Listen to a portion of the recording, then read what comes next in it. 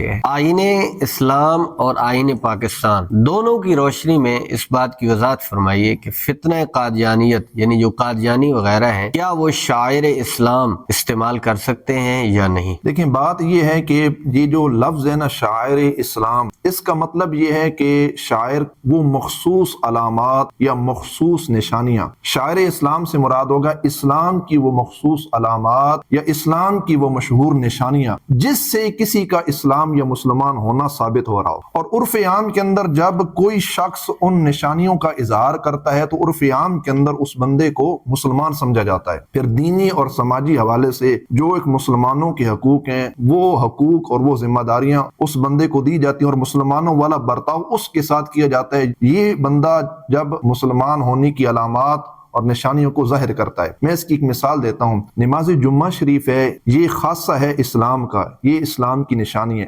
کسی بھی مسجد کے اندر نماز جمعہ کی ادائیگی ہو رہی ہو، آپ کسی سے مرضی پوچھ لیں، ہر کوئی یہی بتائے گا کہ یہ مسلمانوں کی مسجد ہے اور مسلمان جو ہیں وہ نماز جمعہ کو ادا کر رہے ہیں۔ کبھی آپ نے نہیں سنا کہ کافر جو ہیں وہ نماز جمعہ ادا کریں، کیونکہ یہ ہمارا خاصہ ہے، ہماری نشانی ہے۔ اب یہ جو نشانی ہے نا، اس کو وہ لوگ استعمال نہیں کر سکتے۔ نشانی کے حصول کے لیے، اس نشانی تک پہنچنے کے لیے اس کا اہل ہونا ضروری ہے۔ میں اس کی ایک سادہ سی مثال دیتا ہوں۔ سرکاری عہدے پر اگر ایک افسر ہے، اس کو کوئی سیٹ ملی ہے یا ایک وردی ملی ہے یا اس نے کوئی اپنے کپڑوں پر بیج لگایا ہوا ہے، ایک عام سادہ سا بندہ جس نے سکول کی ایک جماعت نہیں پڑھی، بالکل سادہ لو انسان، ریڑھی چلانے والا، اس سرکاری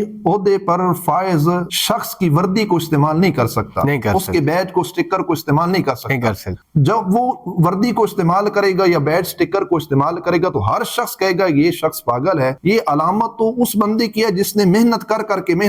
کے اس مقام اور منزل تک پہنچا ہے۔ ظاہری بات ہے حکومت والے لوگ، انتظامیہ جو ہیں اس بندے کو پکڑ کر کٹہرے کے اندر لائیں گے۔ اب اس بندے کو اس نشانی تک پہنچنے کے لیے اس کی اہلیت کا ہونا ضروری ہے۔ اہل ہوگا تو وہاں تک پہنچے گا۔ اور اہلیت کیا ہے کہ وہ تعلیمات کو حاصل کرے گا، تعلیم پڑھ کے اس منصب تک پہنچے گا، پھر جا کر اس کو وردی ملے گی، سٹیکر، بیج، سب کچھ اس کے حصے میں آئے گا۔ اب قادیانی لوگ جو شاعر اسلام کو استعمال کریں، ان کو چاہیے کہ سب سے پہلے اس بات کے وہ اہل ہوں، اور اہل وہ تب ہوں گے جب رسول محتشم صلی اللہ علیہ وآلہ وبارک وسلم کی ذات والا صفات پر ایمان اور ختم نبوت کا اقرار کہ آپ کے بعد کوئی نبی نہیں، قیامت کی صبح تک آپ کے بعد کوئی نہیں، یہ اس پر جو ہے وہ کیا کریں گے، ایمان رکھیں گے، حضور آخری ہیں، آپ کے بعد کوئی نبی نہیں آ سکتا۔ پھر اس میں دوسری بات یہ ہے، آپ دیکھتے ہوں گے سوشل میڈیا پر اور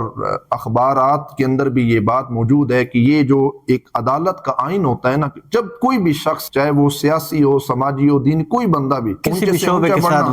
شعبے کے ساتھ وابستہ ہو، جب وہ عدالت کا آئین توڑتا ہے تو ججز اس بندے کو کٹہرے میں لاتے ہیں کہ تو نے کیا کیا، عدالت کا آئین توڑا ہے، توہین عدالت کے زمرے میں اس بندے کو کٹہرے میں لایا جاتا ہے۔ اب یہ جو قادیانی لوگ ہیں جو شاعر اسلام کو استعمال کر رہے ہیں، انہوں نے عدالت کا آئین بھی توڑا ہے اور اسلام کا آئین بھی توڑا ہے۔ اسلامی روح سے بھی یہ کافر ہیں اور آئین پاکستان کے تحت بھی یہ لوگ کافر ہیں۔ ان کو کافر ڈکلیئر کرا دیے کہ یہ لوگ جو ہیں وہ کافر ہیں، یہ مسلمان نہیں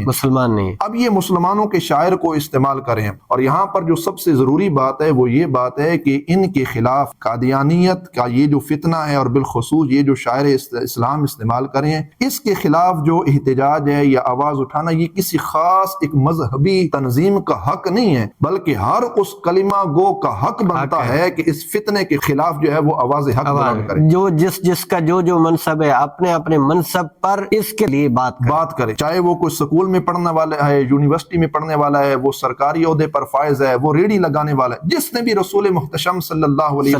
وسلم کا کلمہ پڑھا ہے یا جو حضور کی ختم نبوت پر ایمان رکھتا ہے، ہر اس بندے کی ذمہ داری ہے کہ وہ ختم نبوت کے معاملے میں صحیح معنوں میں پہرا دے۔ اور یہ جو نشانیاں اسلام کی چوری ہو رہی ہیں، اس کے خلاف وہ کیا کرے، بھرپور آواز اور اپنا جو حق ہے اس کو ادا کرنا، لوگوں تک آگاہی دے، یہ ہر بندے کی ذمہ، پیغام پہنچائے، ہر مسلمان کی ذمہ، ہر مسلمان کے اوپر